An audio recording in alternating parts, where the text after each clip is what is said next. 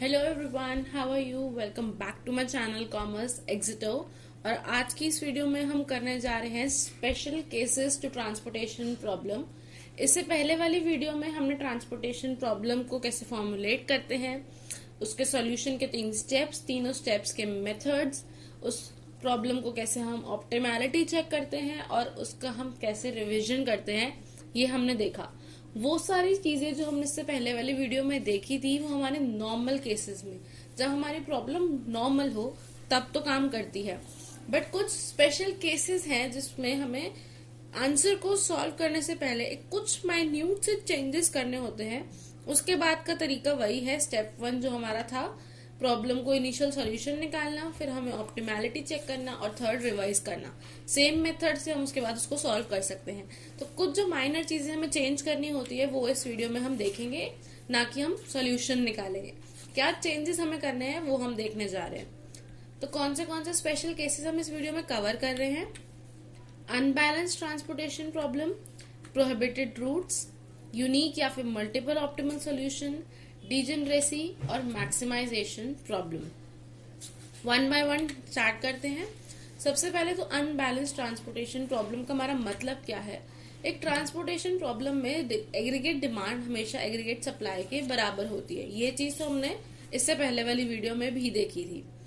अब अगर ये सिचुएशन ट्रू कब कब नहीं होगी, पहले तो सप्लाई ज्यादा हो डिमांड से, तब हम क्या करते हैं, जो हमारी एक्सेस सप्लाई है वो हमारे इन्वेंट्री में, हमारे गोडाउन में चली जाएगी और हमें कुछ एक्स्ट्रा कॉस्ट नहीं करने वाली है।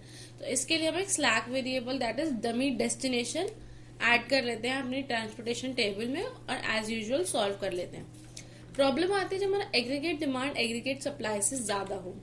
यहाँ पे हमें डमी ओरिजिन ऐड करना पड़ता है, और क्योंकि हमारी डिमांड ज्यादा है और हम सप्लाई कम कर सकते हैं, तो जिस क्लाइंट को हम सप्लाई कर रहे हैं हो सकता है वो हमसे कुछ पेनल्टी चार्ज करे, क्योंकि वो भी तो चाहेगा ना कि उसका सारा गुड्स एक ही पर्टिकुलर जगह से आए, क्योंकि उसको इकोनॉमीज ऑफ स्केल का कुछ तो फायदा मिलना चाहिए। बट क्योंकि हमारी गलती है, हम उसकी डिमांड मीट नहीं कर पा रहे हैं, तो वो हमें पेनल्टी लगाता है। तो या तो हम जो रो ऐड करेंगे उसमें 0 हम सारी यूनिट कॉस्ट लिखकर, और जो भी हमारी लेस है हमारा उसको हम वहां डिमांड कॉलम में लिख देंगे।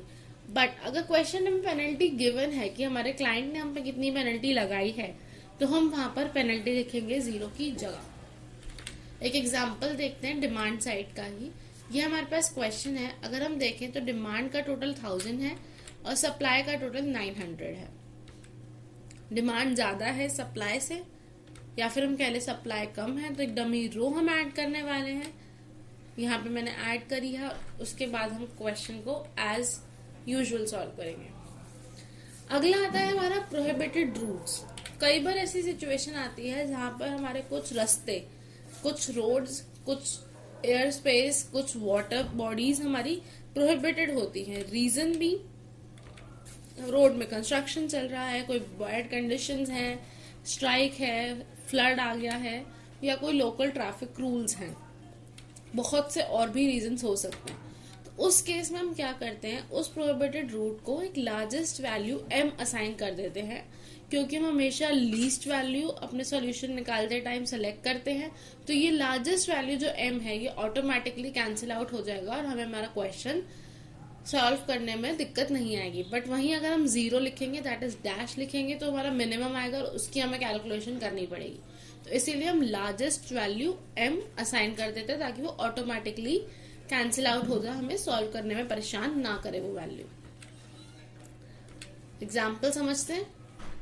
ये हमारी 2 वैल्यूज हैं जहां पर हम, ये हमारे 2 रास्ते हैं जिनको हम रूट्स पे सामान नहीं भेज सकते, तो हम m को असाइन कर देंगे और फिर एज यूजुअल सॉल्व कर लेंगे।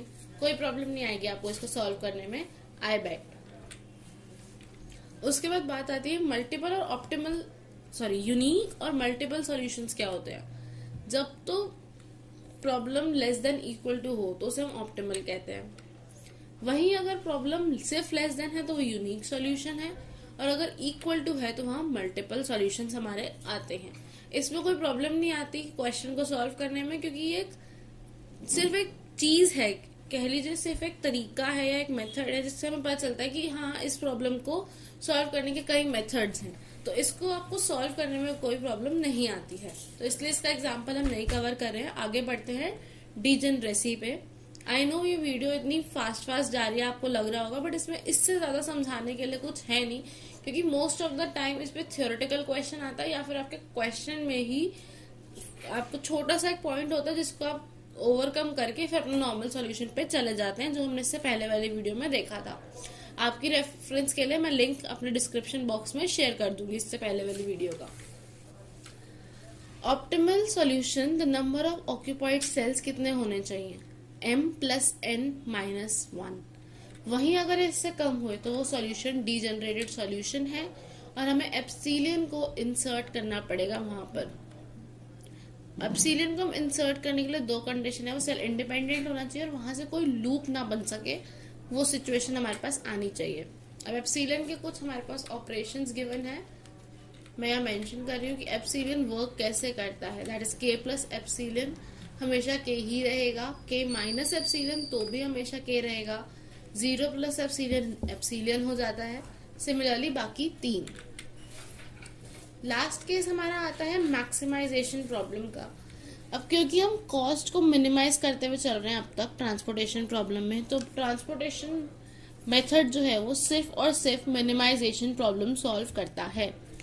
अब अगर हमारे पास मैक्सिमाइजेशन प्रॉब्लम का कोई क्वेश्चन आ जाता है तो उसको हम कैसे सॉल्व करेंगे वो देखते हैं। उसको हम कन्वर्ट करने के लिए subtract each of the pair of matrix value from a constraint के, जनरली इसको 0 लेते हैं, उसको हम सबट्रैक्ट करेंगे, हर वैल्यू जो है हमारे मैट्रिक्स की उसको हम सबट्रैक्ट करेंगे लार्जेस्ट वैल्यू ऑफ मैट्रिक्स में से, और subtract each value of the matrix from the value selected in the previous cell. वही चीज जो मैंने बोली, लार्जेस्ट वैल्यू में से हम सबट्रैक्ट करते जाएंगे और हमारा मिनिमाइजेशन में कन्वर्ट हो जाएगा। एग्जाम्पल देख लेते हैं। यहाँ पे लार्जेस्ट वैल्यू है 25, तो लार्जेस्ट वैल्यू हम माइनस करेंगे, दैट इज 25 - 12, 25 - 18। सिमिलरली हम सारे सेल, अगर हम नीचे वाली रो में देखें तो 25 - 8, 25 - 7 हम माइनस करेंगे और ये हमारे पास टेबल आ गई। तो ये जो क्वेश्चन था ये मैक्सिमाइजेशन का था और अब ये कन्वर्ट हो चुका है मिनिमाइजेशन में। सॉल्व कर लीजिए, एज यूजुअल आंसर आ जाएगा। Thank you so much for watching my video. I hope आपको समझ में आया हो, और कोई भी डाउट हो तो आप कमेंट सेक्शन में मेंशन कर सकते हैं और मेरे चैनल को सब्सक्राइब करना ना भूलें।